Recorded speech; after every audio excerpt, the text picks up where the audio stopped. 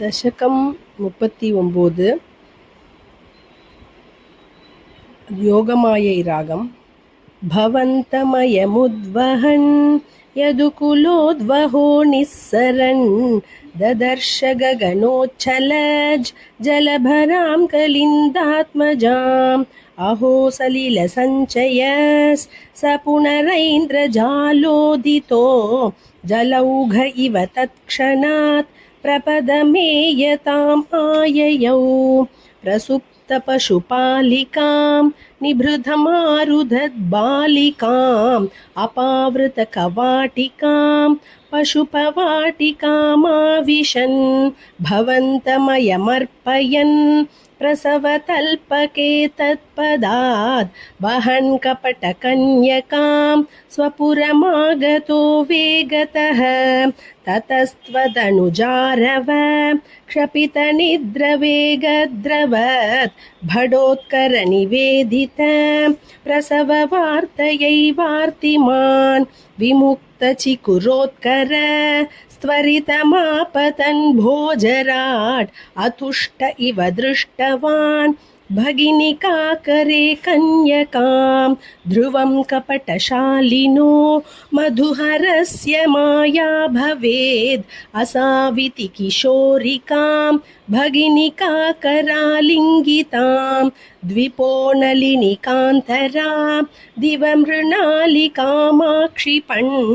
अपम् अयं त्वदनुजामजा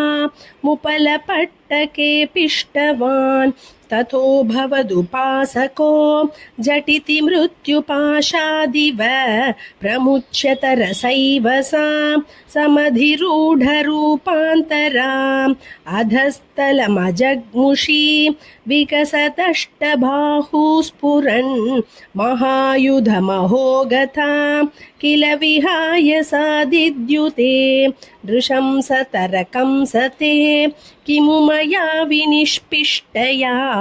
बभूव भवदन्तकः क्वचन चिन्त्यतां ते हितम् इति त्वदनुजा विभो खलमुदीर्यतं जग्मुषी मरुद्घनपणायिथा भुविं च मन्दिराण्येयुषी प्रगे पुनरगात्मजा वचनमीरिता भूभुजा प्रलम्ब भगपूतना प्रमुखदानवामानिनः भवन्निधनकाम्यया जगदि बभ्रमुर्निर्भयाः कुमारकविमारकाः किमिव दुष्करं निष्कृपैः ततः पशुपमन्दिरे त्वयि मुकुन्दनन्दप्रिया प्रसूतिशयने शये रुदति किञ्चिदञ्चत्पदे विबुध्यवनिता जनैस्तनय सम्भवे घोषिते मुदा किमु वदाम्यहो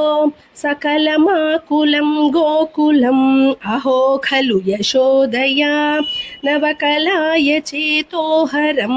भवन्तमलमन्तिके प्रथममापि पन्थ्यादृशा पुनस्तनभरं निजं सपदि पाययन्त्यामुदा मनोहरतनुस्पृशा जगति पुण्यवन्तो जिताः भवत्कुशलकाम्यया स खलु नन्दगोपस्तदा प्रमोदभरसङ्कुलो द्विजकुलाय किन्नाददात् तथैव पशुपालकाः किमु न मङ्गलं ते निरे जगद्हृदयमङ्गल त्वमिह पाहि माम् आमयात्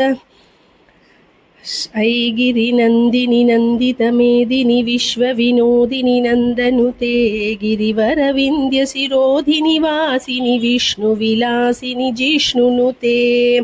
सर्वमङ्गलमाङ्गल्ये शिवे सर्वार्थसाधिके शरण्ये त्र्यम्बके देवी नारायणि नमोऽस्तुते या देवी सर्वभूतेषु मातृरूपेण संस्थिता नमस्तस्यै नमस्तस्यै नमस्तस्यै नमो नमः श्री पोन्नुगुरुवायूरप्प शरणम्म चोटानिक्करैयम्मै भगवतिये शरणम् आनन्द चिन्मयने शरणं श्रीनारायण अखिल गुरु भगवन् नमस्ते हरये नमः सर्वत्र गोविन्दनाम सङ्कीर्तनं गोविन्दा गोविन्दा दशकं 40 பூத்தனா மோக்ஷம். तदनुनन्दममन्दशुभास्पदं नृपपुरीं करदानकृते गतं समवलोक्य जगाद भवत्पिता विदितकं ससहाय जनोद्यमः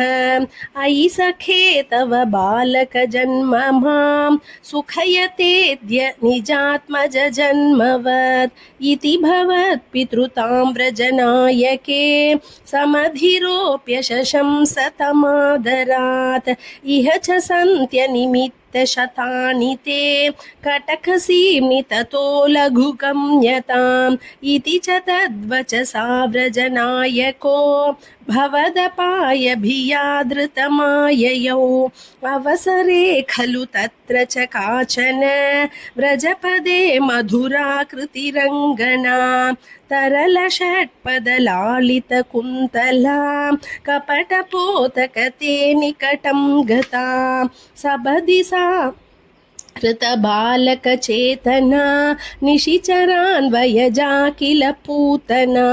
व्रजवधूष्विहकेयमिति क्षणं विमृशति शुभवन्तमुपाददे ललितभावविलासहृतात्मभिः युवतिभिः प्रतिरोद्धुमपारिता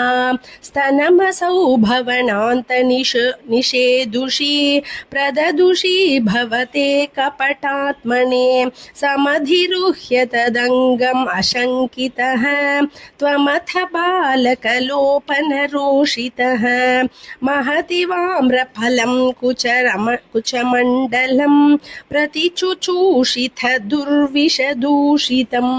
असुभिरेव समं धयति त्वयि स्तनमसौ स्थनितोपमनिस्वना निरपदद्भयदायिनि जं वपुः प्रतिगता प्रविसार्य भुजावुभौ भयदघोषण भीषण विग्रह श्रवणदर्शन मोहितवल्लवे व्रजपदे ददुरस्थलके खेलनं ननुभवन्तमगृह्णत गोपिकाः भुवनमङ्गलनामभिरेव ते युवतिभिर्बहुधा कृतरक्षणः त्वमयि वातनिकेतननाथ